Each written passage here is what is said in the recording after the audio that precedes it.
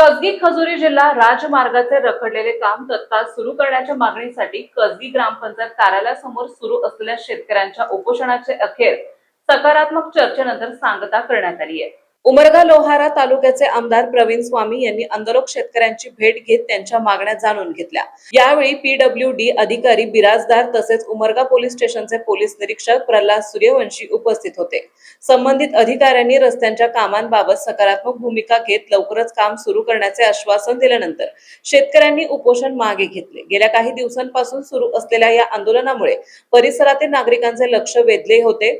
रस्त्याची दुरावस्था झाल्याने शेतकरी, विद्यार्थी आणि वाहनधारकांना मोठ्या प्रमाणावर त्रास सहन करावा लागत होता। अखेर प्रशासन आणि लोकप्रतिनिधींच्या मध्यस्थीमुळे प्रश्न मार्गी लागल्याची चिन्हे निर्माण झाली आहेत। यावेळी आंदोलनात सहभागी शेतकरी, ग्रामस्थ तसेच विविध पदाधिकारी मोठ्या संख्येने उपस्थित होते। जीटीव्ही मराठी जनतेचा बुलंद आवाज न्यूज चॅनलचे मुख्य संपादक विशाल देशमुख, तालुका उमरगा, जिल्हा धाराशिव।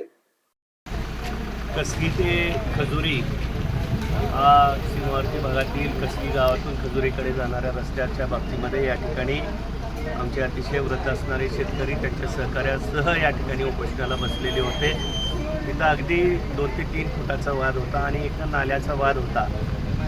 सगळेच अधिकारी सार्वजनिक बांधकाम असतील, पोलीस असतील, तहसीलचे असतील, ग्रामपंचायतचे असतील आणि संबंधित उपोषणकर्ते आणि चनपट्टे परिवारातील सदस्य असतील, त्या सगळ्यांना सोबत घेऊन आज त्या ठिकाणी तो रस्त्याचा प्रश्न तडजोड करून मिटवण्यात आलेला आहे। भविष्यात अधिकारी वर्गांना माझी सक्त सूचना असेल की कोणत्याही शेतकऱ्याच्या शेतात पाणी देऊ जाऊ नये याची काळजी त्यांनी घ्यायची आहे।